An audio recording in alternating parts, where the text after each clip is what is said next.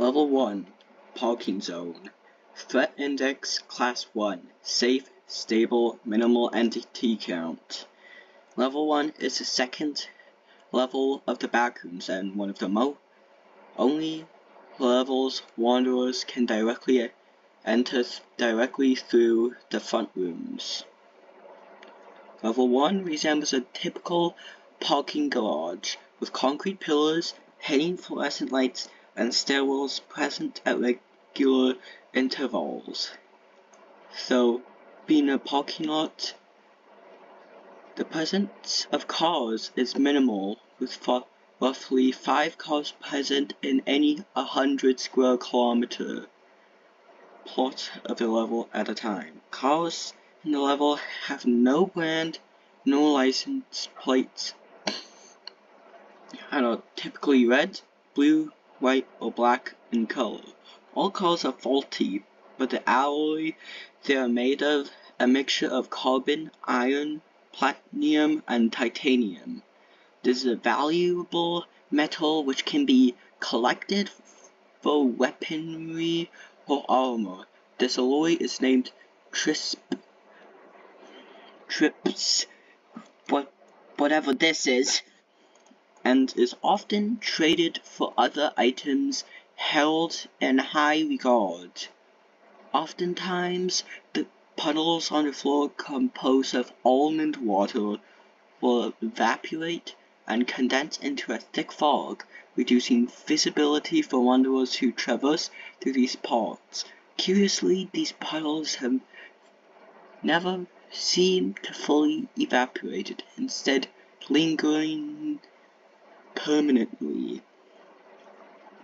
Level 1 has a consistent and reliable source of electricity, both to the lights and to various outlets on the walls, which may help many groups survive due to the ease of reaching this level. Many wanderers opt to either join or form a group to ensure their survival. However, this level contains various dangers that wanderers must be wary of. Examples include blackouts, which occur in this level and last from minutes to even days, leaving the level without light during such blackouts. Entire sections of the level will be plunged into complete darkness, allowing entities to emerge and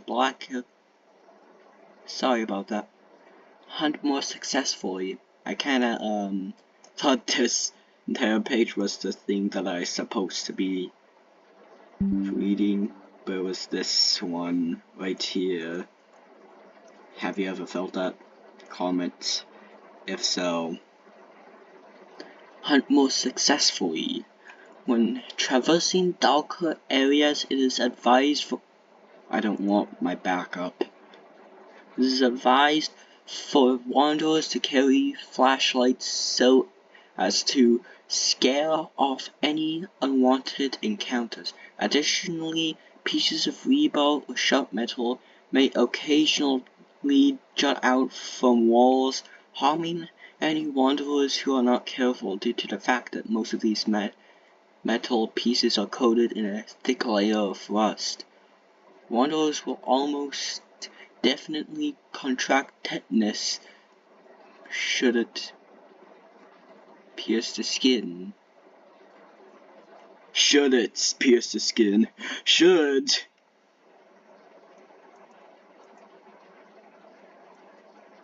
I don't think this is allowed on YouTube. It's an infection, YouTube. The backroom said it's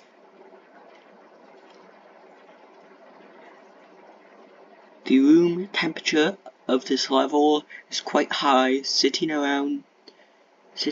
at roughly 30 to 35 degrees Celsius, 86 to 90 degrees Fahrenheit.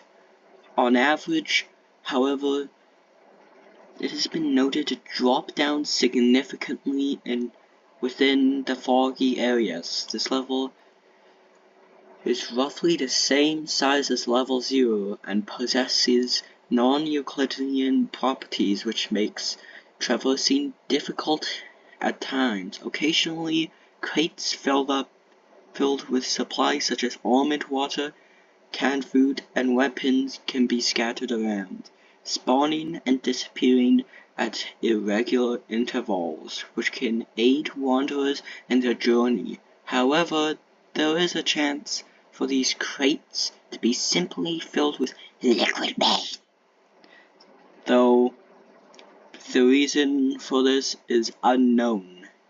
Lastly, there are several special areas within level 1 which are considered different enough in appearance and properties to warrant specialized sections. Unique areas. Below are the listed areas discovered within level 1. Maintenance halls. Maintenance halls can be accessed by a jet black metallic door within the main section of level 1. The walls of these hallways replace the usual grey concrete for white walls, which may seem bright to many wanderers due to the contrast from the main area. Typically, objects such as I never know how to pronounce this. Pleewoods, toolboxes, and even whole tables can be found littering the floor. Fewer entities tend to reside in these halls compared to the main area. These halls also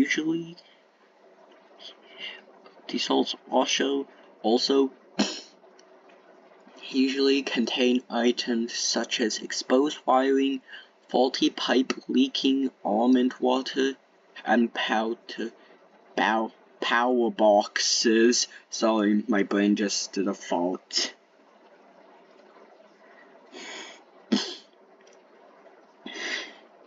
Although they do not have electricity coursing through them. These power boxes do not actually supply the electricity to the rest of the level, and instead have no real purpose due to environmental dangers. It is not recommended to shelter in any of these halls for an extended period of time.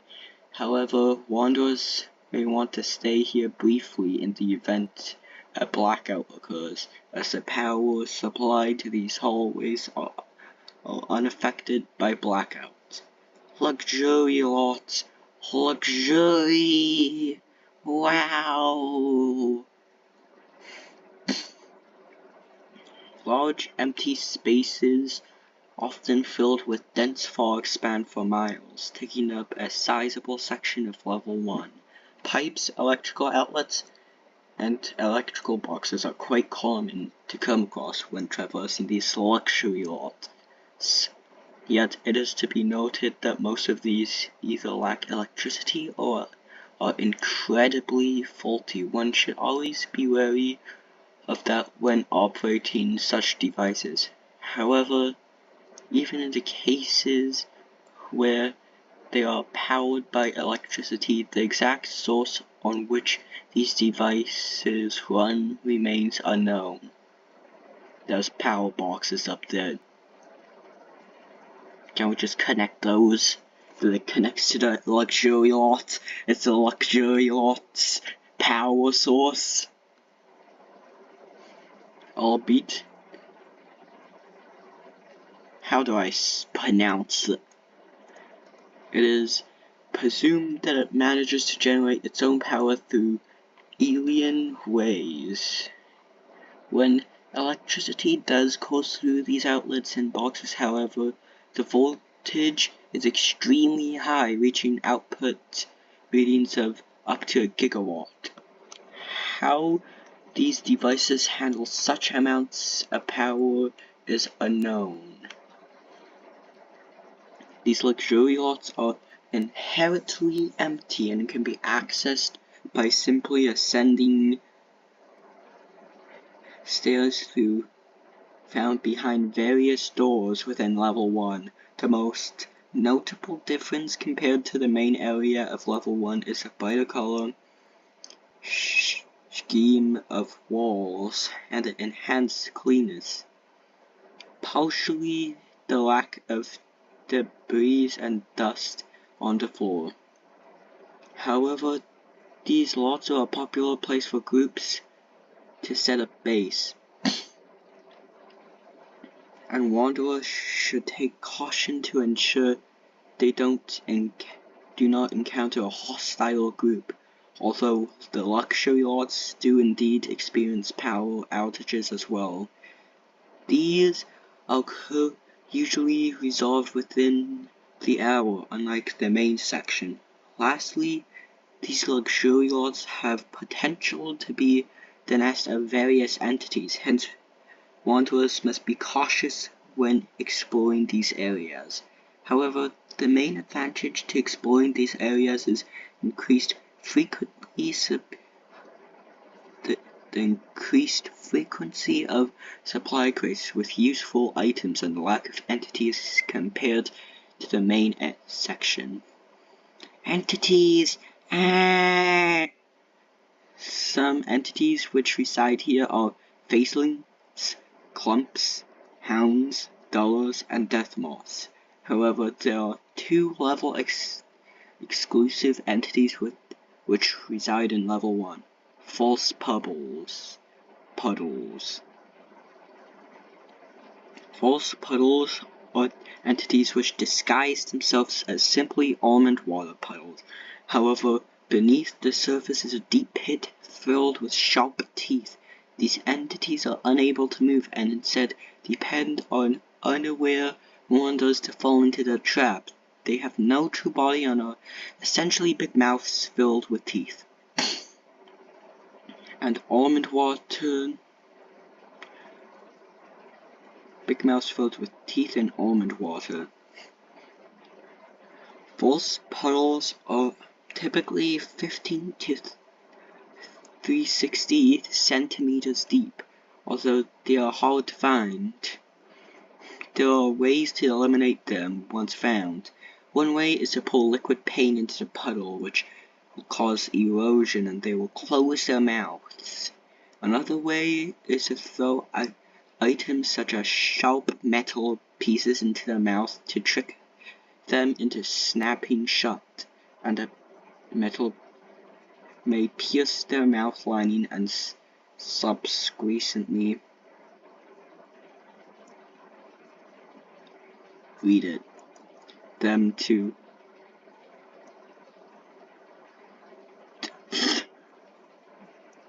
However, finding such puddles is already a challenge in itself, considering how many regular puddles are present within level 1, requiring a lot of supplies to truly ensure a single area is safe.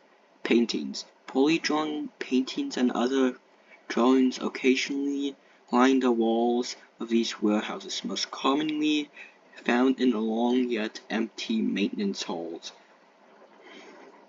sometimes having elegant canvas frames, other times being coarse pieces of paper hung on the wall with string and rough nails hammered into the brick wall.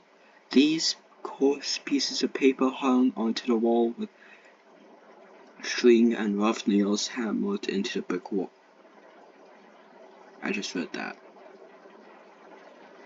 Other times being coarse pieces of paper hung onto the wall with string and rough nails hammered into the brick wall.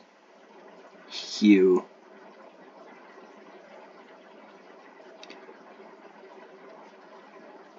wrote it 2 times. These paintings can not only be found on the walls, but rarely also on the floor or on the ceiling, frequently possessing ladders or ropes for accessibility in the latter case. These paintings or drawings are to be avoided when possible, as in actuality, most of these supposed paintings are living entities. This doesn't apply in all cases, but every drawing where organisms are shown should be avoided if possible, as those most likely pose a threat to one's own safety. These beings could possibly reach out from their respective illustrations and clutch any nearby wanderer, dragging them into the painting. What exactly happens afterwards is unknown. However, it is assumed that the paintings share behavioral patterns with predatory windows, Entity 2, and henceforth act in a similar way. There's a possibility of said wanderers being represented in the drawing itself, as several of them show humanoids in distress, who however seem to be entirely unresponsive, unlike the typical predatory versions. While this isn't necessarily always the case, in most cases, these drawings pose a great threat to wanderers who are unfamiliar with this unfamiliar environment, especially when in a rush or in darker areas, where one may not anticipate whatever this is. Pronounce it in the comments for me. An attack. The paintings and drawings vary in their pictorial content. Some may be crude drawings, while others may express prodigious portraits from seemingly hundreds of years ago. Despite this, the contents of each artwork do not correspond with anything found in the front rooms, meaning that these entities, perhaps even level 1 itself, are likely to be the perpetrators behind the art itself, as it's entirely unique from actual portraits. Unnervingly, there have been rare accounts of the eyes of certain portraits moving and the entity itself moving erratically on occasions. Additional info. This was just made for fun. We've already deciphered this.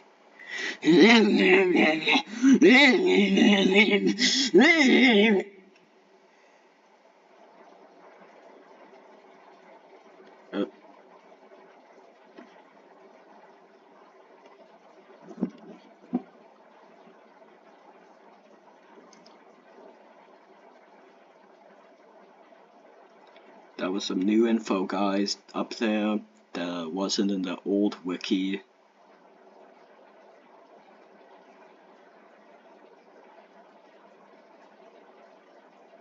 Opening, entrances, and exits. Whatever I just said was not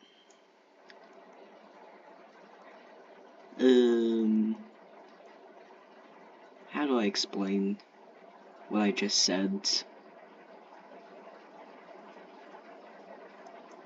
Entrances and exits. A plethora of entrances and exits has been discovered. However, the only ones which are the easiest to access will be listed. Entrances. Opening doors in many levels has a small chance of leading to the level. Wanderers are able to enter this level from level 0 by walking up a flight of stairs. Unstable flooring in level 13 indicated by visible odd textures. The floor possessors may lead wanderers to this level if they can no-clip through it. People may occasionally no-clip to this level from the front rooms instead of level 0.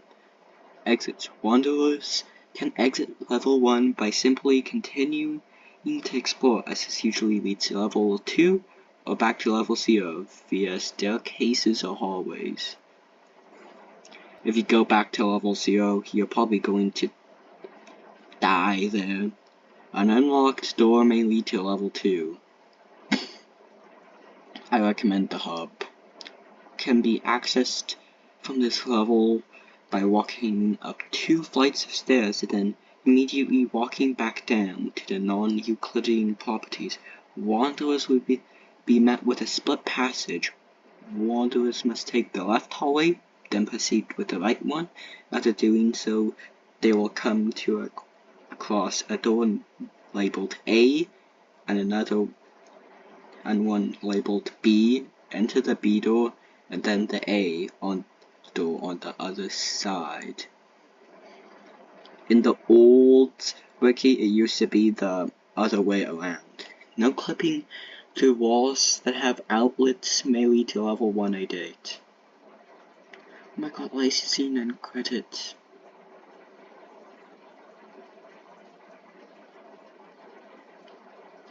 Credits to Googly for inspiring me for this whole channel. Sorry about the weird swallow. It just happens while I was talking. So here was a whole level explanation. Subscribe if you want more.